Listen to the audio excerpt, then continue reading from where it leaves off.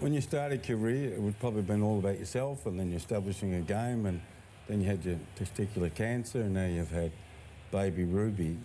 Is the 150th more of a celebration for your family and friends than it is an accomplishment for you, or not? I think it's a bit of both. I think the journey itself has been so up and down, and so many hard things to go through from a personal point of view. But my family rides that wave as much as I do, and my wife Natalie, my mum, my brother, all my family members, and more broadly the footy club have rode that journey with me as well. So, yeah, I think probably I'm a bit older now as well, but you start to cherish these moments a little bit more as you get.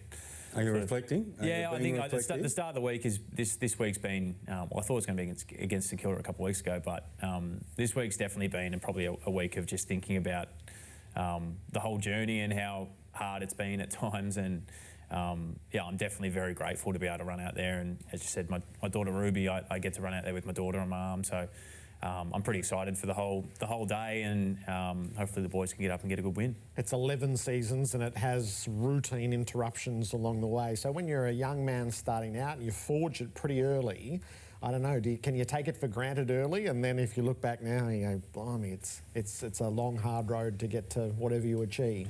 Yeah, I definitely. I think when you're younger, you sort of feel like you're a bit of invincible, especially when you're playing good footy, and you think that it's just going to keep rolling on. And that obviously didn't happen for me, but I'm a big believer that everything does happen for a reason, and I feel like I've grown as a person and as an individual so much more from going through what I have. So it does. It just makes these things at the back end very special to you and very special to the people around you, which, yeah, we're all pretty excited for Friday night. How'd you get back so quickly? Yes. What happened? You're still on the Carlton injured list while you were playing. Multiple weeks. A Neil Balm, 2 weeks. No, it was a good surgeon starts, and that helps. But no, I was very lucky. I didn't swell up very much from the injury to begin with, and then Julian was able to keep the swelling completely away from the Julian Fella? Julian Fella, yeah. So he did a great job, and I was up walking the next day, and quietly confident I'd get up pretty quickly. Not that we were letting any of you guys know, but no, I thought I was trying to put my hand up for the St Kilda game, but got a swift no from the physios at the club. But no, it was great. I was 100% ready to go on the weekend, and we're in a great position on the weekend. We played some really good footy, so I got to sit out the last little bit of it as well. Gave us a good rest. Does that kickstart Carlton season? Do you get a lot of confidence from that game, or do you listen to the whackers like me and say it was only a depleted West Coast? What should we be leaving? Should we be leaving? It was only West Coast, or hang on, this is the confidence booster that we needed? I think the narrative that's come out of our season the whole year is that we're chasing the best version of ourselves, and it doesn't matter which team that is that comes up against. And we've spoken a fair bit about it in the year when we weren't playing our best footy and we're getting wins. On the weekend, we played a good brand that we see that's core to who we are. And West Coast, as much as everyone seems to be hounding them, they were great around the ball on the weekend in terms of their pressure and their inside game. They were quite strong. It's just our ability to break. You've got them on the outside. Yeah, we got to break the bubble on the weekend, which is something we've been working on for a number of weeks that were pretty poor at the week before. Yeah, it was. It was very poor. It was like looking at a different team actually from the first bounce. The way the energy seemed to be in the run, and the collectiveness seemed to be there. Where against St Kilda the week before, it was a bit stodgy. Yeah, it was, and that's probably part of our game that we've really got to work on over the last few weeks, especially. The Crows sort of taught us a lesson in the contest, and we had to get to work on that. And then after that, we got a bit of our contest work right, and we just weren't able to use the ball on the outside. So we've got to work on that. And I'm pretty proud of the group that once we get to work on something, generally it turns around pretty quickly. And yeah, the weekend's game was a good 4-quarter effort on our half, so we're pretty happy. How aware are you that these coming weeks are the real trials? As we feel like we'll learn your worth, is how much of that is realistic inside as well? Well, I think that everyone knows who they're coming up against, but it's pretty naive to think that we think past 1 week. Brisbane are a very good side, and if we're thinking about the weeks after and what's coming up really in detail, that takes our eyes off what we need to do, and our job's to go out and get a job done on Friday night and play our brand of footy to the highest level that we can, and we're pretty solely focused on that. And whatever happens over the next sort of month or whatever, the results will take care of themselves if we play the right way. It's the respect game. Your jumpers over there and the orange becomes a feature here, and this has been a constant at Carlton for a good many years now. Yeah, the Carlton respects. We've obviously been down that road for a number of years now, and based around gender equality and preventing violence against women. And the club does a great job in this area, and starting to bring a bit of the overall action into schools, into grade 5 and 6, in terms of the learning about the respect for women and the gender equalisation. So, yeah, the club does an unbelievable job, and it's just another week that we get to go out there and play, obviously in a great jumper that highlights those issues. Great promo leading into this segment, Jez. I was looking at you and you didn't take your eyes off it. Do you immediately go back to that Sydney preliminary final game, or is that so far removed now that the feelings, it's not conjuring feelings within you? Oh, it's certainly. I don't think you hold on to I know it gets built up as like this is like potentially a revenge game to get back at Sydney Foot. They did in the prelim. I think we're probably, we're a different side this year with personnel, and so is Sydney as well. So I just think I just couldn't get my eyes off the screen purely for the fact I was just glued to it. But it definitely brings up some form of emotion, because it was a pretty devastating game for us to fall that short. It's probably the one game that we did fall short on. So yeah, it's difficult. I think there's a song in the car. We had a pump-up song before that prelim, and then when the song comes on in the radio, you instantly get drawn back to the prelim again. Would you tell us what the pump-up song is? No, it's because if I'm driving along and hear it, nah, you don't want to hear it. I'll get pumped up as well. It's one of Fly's specials, but yeah, look, it's obviously just a big game. I feel like they'll be disappointed to be pipped last week by 1 point, and they'll come down. It's just be good to play them down here. We haven't played them down here for a while, so it'll be good.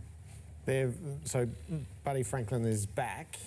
I know you stood him for a while in that prelim, and Darcy Moore seemed like a more natural setup. So there are, within the two player groups, there are dynamics that last. That history is. Well, is it relevant? Not the result of the game, but what happens inside it when you meet again in the new season? Yeah, I think so. Like, even with our matchups, ideally behind the ball, we're going to look at a little bit differently again. I think, like Billy Frampton has arguably been one of our most important players the last 3 weeks. We recruited him as our centre-half back, and he's been playing in the ruck. And again, on the weekend, against Riley O'Brien, who's, one of the stars in the comp in the ruck aspect. He's been doing so well for us, and the guys have been holding up behind the ball, and there's no greater challenge in Sydney's forward line. We know they've got some great players down there, tall and small, that I think will provide a plenty of challenge for us, but we feel like we'll get the job done if we play the right way. We'll talk about an aspect of Collingwood's game. It's been spoken about a lot recently. Your turnover game isn't fantastic. You're not scoring a lot on turnover, but you're creating a lot of scores from stoppages and general play. Is that an issue, do you think? I know you're winning, but is that an issue that has to be corrected?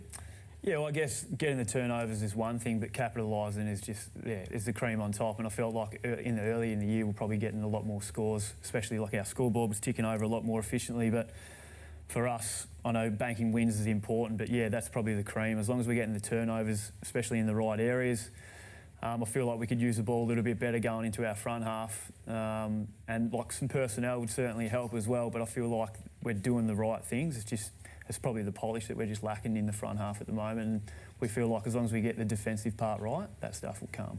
Sam, how do you find? Do you peer in on these Collingwood games at the moment and marvel at what they're doing at the end of tight matches? Yeah, I've watched the one on the weekend. I love watching Nick Dacos play. I think he's a superstar, so I keep a keen eye on what he's doing. But obviously they got us done at the back end of last year, which is pretty devastating. But no, it's admirable the way that they go about their footy.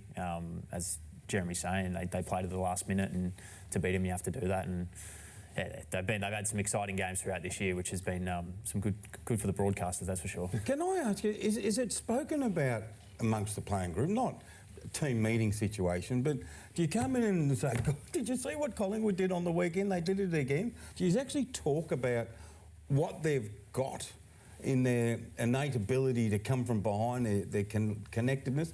Do you talk about that at all? Not so much. I think we most AFL players watch a fair bit of footy, and we talk about any of the results that are really close on the weekend. You talk about Toby Green kicking a goal out of a stoppage. Most footballers are watching those games and enjoying great football, and I think when it all comes down to it, we're fans too, and we enjoy watching the game. And as I said, the Pies have been doing it pretty regularly throughout this year, and battling a pretty lengthy injury list and getting the job done has been definitely admirable. What have you been able to do in the 3 or 4 weeks since last we saw you? Yeah, it looks it's progressing really well. So I've been able to start progressing into ball work. So I even did an element of gymnastics today for an hour. So that was learning to fall over and roll over, and that was exciting. Was it flat? Was that on the mats? Yeah, on the mats, on some balancing beams and trampolines, and that was great just to get out of the club for a bit and get off site with a few of the other rehab boys. And yeah, it's feeling really good. So obviously still see the therapist 3 days a week, which is progressing well. Getting some feeling more back in my hand, which is pleasing. And yeah, kind of had a follow-up X-ray where I kind of got some positive news. So it's heading in the right direction. The golden question is always, when are you going to come back? It's really hard to tell, but at the moment I'm progressing well. So sooner rather than later. How high do you jump on the trampoline? Because you jump pretty high anyway. But how, you watch them on video. Well, these kids are jumping. It was the one thing today. 25 feet. I was like a kid in a candy store when I went in there. I was just like, I had to hold myself back a little bit. I was straight in there, did a backflip, almost stacked it, and I was just like, maybe pull it back a bit. Not a kid anymore. I was like, I'm not. I was like, I'm 32, maybe just be a bit more mature. So. Could you imagine if you hurt yourself when you first jumped on a trampoline? I know, that's exactly what they were thinking. So, yeah, the confidence was obviously there, but I got brought back to earth pretty quickly. So. What will a boy from Dodgers Ferry in Tasmania think when this announcement is made tomorrow afternoon? Yeah, I think it'll bring a great amount of joy to a lot of Tasmanians specifically. I think I've been in the system for 13 years now. It's always been kind of spoken about quietly and out in the back, and you really think it's going to happen. And yeah, we're obviously got to the place that we're all happy with, and credit to everyone involved to be able to get it done, because I know everyone back home is like thrilled and they'll be pumped, and what it will do for not only the footy fans, but I just think Tassie in general will be huge, and it's a great result, and looking forward to the announcement tomorrow. Would you like to be involved in football post-play? Yeah, I knew you'd ask. I know you'd ask this. Yeah, I think it's obviously a big draw card. Like, you'd like to be involved in the first Tassie AFL team. I'm obviously highly dedicated to where I'm at the moment and how long I play for. I'm not too sure. Yeah, after that, mate, we're moving to 28. Yeah, 2028, is that when it's... So we've got Fagan as football, mate, head of football. Might have to fill in about 4 years post-retiring. Yeah, that's right. We've got Chris Scott as coach. What would you like to be? Oh, I think you'd be on development. I wouldn't be the weights coach, that's for sure. Defensive coach? Yeah, you can chuck me in for that if you like, 2028. We'll build a list as we go through the year. Do you think there'll be a ripple of excitement right across the terrain tomorrow? I think it's great for footy. I've been a supporter of the...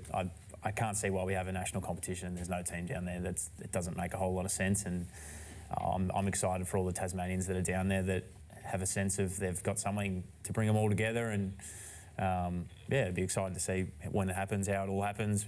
There's been sort of new teams added in the competition over the last sort of 10 years. Another one getting added in will be interesting for the administration, that's for sure. It will.